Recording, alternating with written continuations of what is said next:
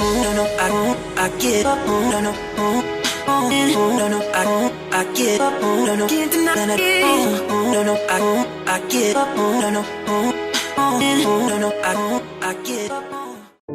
Banyak orang berpikir bahwa Natal adalah hari terpenting dalam kalender liturgi Katolik. Tetapi sejak hari-hari awal gereja, Paskah dianggap sebagai pesta Kristen utama, seperti yang ditulis Santo Paulus dalam 1 Korintus bab 15 ayat 14. Jika Kristus tidak dibangkitkan, maka pemberitaan kami sia-sia dan imanmu sia-sia.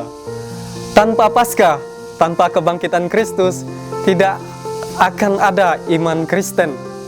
Kebangkitan Kristus adalah bukti keilahiannya. Paskah di dalam gereja Katolik, Paskah bukan hanya pesta Kristen terbesar.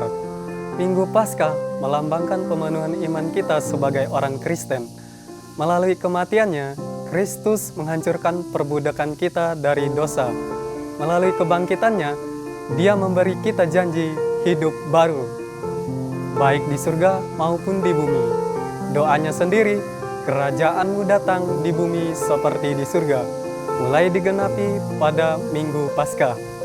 Itulah mengapa pentobat baru secara tradisional dibawa ke dalam gereja melalui sakramen inisiasi, baptisan, pengukuhan, dan perjamuan kudus.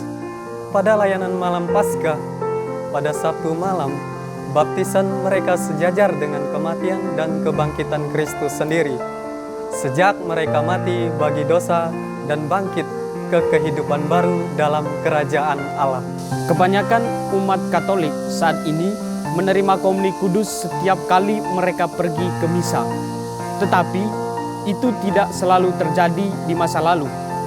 Faktanya, karena berbagai alasan, banyak umat Katolik di masa lalu sangat jarang menerima Ekaristi. Oleh karena itu, Gereja Katolik mewajibkan semua umat Katolik untuk menerima komuni setidaknya sekali setahun selama musim Paskah. Tentu saja, kita harus menerima komuni sesering mungkin. Tugas Paskah ini hanyalah persyaratan minimum yang ditetapkan oleh gereja. Berbicara tentang telur Paskah. Telur Paskah diwarnai merah untuk melambangkan kegembiraan pada hari Paskah. Penggunaan telur Paskah ini bukan hanya digunakan dalam gereja Latin, tetapi juga ditemukan dalam gereja-gereja Oriental.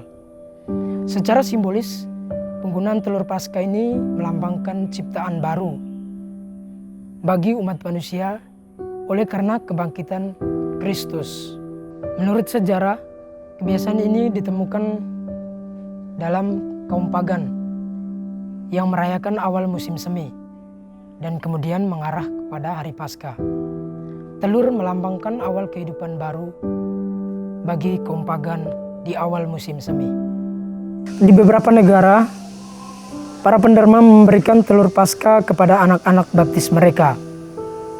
Telur yang berwarna digunakan oleh anak-anak pada saat Paskah. Telur yang berwarna digunakan oleh anak-anak pada saat Paskah dalam suatu permainan untuk menguji kekuatan cangkang. Selain itu, di beberapa negara di Amerika Serikat, telur Paskah yang berwarna maupun yang tidak berwarna digunakan oleh anak-anak dalam suatu permainan yang disebut dengan permainan pemetikan telur.